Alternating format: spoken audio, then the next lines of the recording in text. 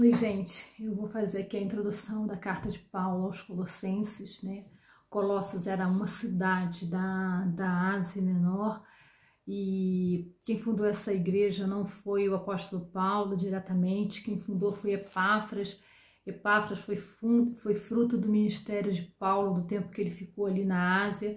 Era uma cidade ali vizinha, perto ali de Efésios, né, juntamente com Laodiceia, mas era uma cidade muito pequena, até insignificante. E Epáfras, né, depois de ter ouvido ali o evangelho de Paulo, ele vai para essa cidade, ele funda uma igreja, e algum tempo depois ele vai ter com Paulo lá em Roma, durante a sua prisão domiciliar, que ele tinha apelado ao imperador, né, lá em Cesareia, ele tinha apelado para César. Então nessa época ele alugou uma casa, ele podia receber visitas, e Epáfras vai com uma questão para ele, porque ele se viu ali na igreja, a igreja adentrando ali falsos mestres, que estavam pregando ali um evangelho diferente daquele que Paulo tinha pregado para ele. Então ele não sabia como resolver essa questão, né? Então ele vai até Roma para poder explicar isso para Paulo, que até alguns irmãos ali já tinham até começado, né, a dar mais crédito, sempre tem um que é mais interessado, mais atirado. Então ele começa a sua carta falando de Paulo, apóstolo de Cristo, chamado da parte de Deus. Então ele faz questão de credenciar ali o seu apostolado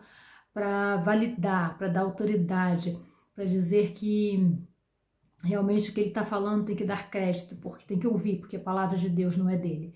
E o evangelho que ele ensinou, né, que era o filho na fé dele, Epáfras, né, que ele vai chamar de meu conservo, quer dizer, meu amigo de ministério, ele tem assim um carinho muito especial, e ele começa a dizer aos colossenses, aos santos que estão em Colossos, né, então ele nos traz assim a nossa condição no reino, que nós somos os santos, não na condição que nós estamos superiores, que nós somos mais espirituais do que os outros, mas santo quer dizer que nós somos separados, né? Então separados do mundo, né?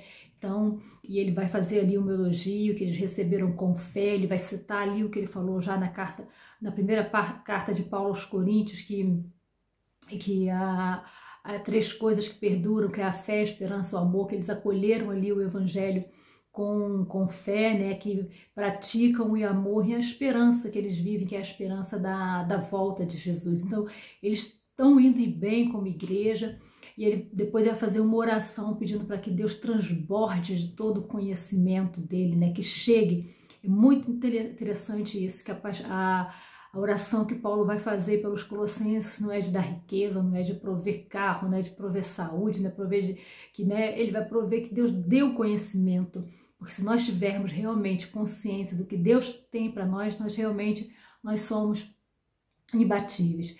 E Epáfras vai para ele para dizer que tinha ali, era uma heresia que estava surgindo dentro da igreja. Tinham os falsos mestres, estavam fazendo ali uma mistura de legalismo, tentando incluir a lei de Moisés. Mais uma vez a gente vê que ele fica muito pau da vida quando na carta aos Gálatas, né, que ele não admitia. Ele até admitiu que Timóteo fosse circuncidado por uma questão cultural de pregar aos judeus, mas não permitiu que Tito fosse circuncidado como uma questão de salvação. Então Paulo era muito claro nessa questão. Para fazer por uma questão cultural, tudo bem, mas para fazer como prova de salvação, não.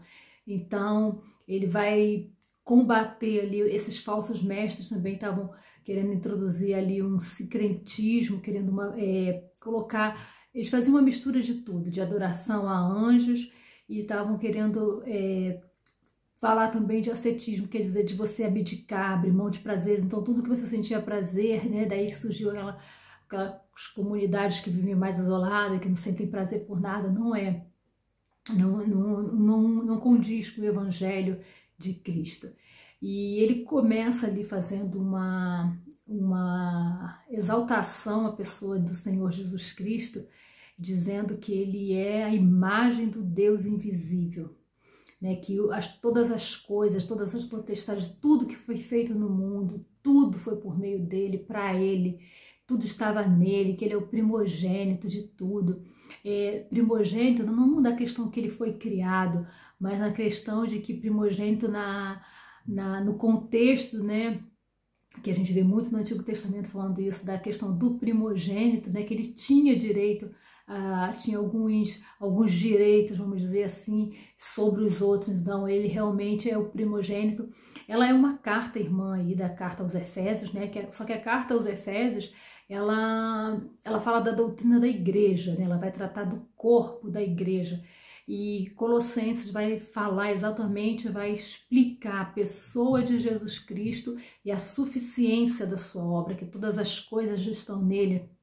Então, ele vai exaltar a pessoa de Jesus Cristo, porque justamente esses falsos mestres estavam querendo introduzir algo a mais dentro da igreja.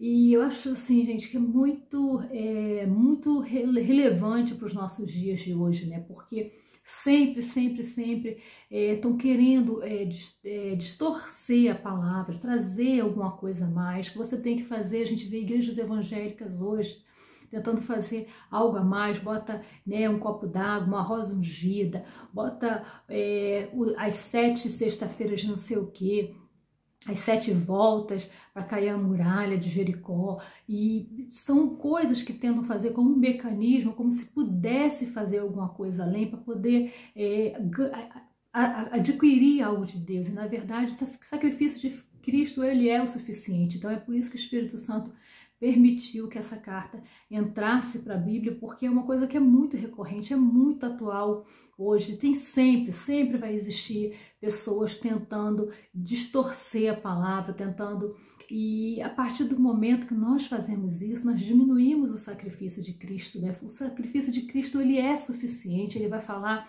que quando nós somos a circuncisão, né? Que ele pegou os nossos pecados ali na cruz, ele cravou ali. Então, todo aquilo que ele pagou a nossa dívida. Então, realmente não tem mais nada que a gente possa tentar fazer. Tudo que a gente tenta fazer externamente, né? Externamente, para parecer mais espiritual, que circuncidado tem que estar, é o nosso coração.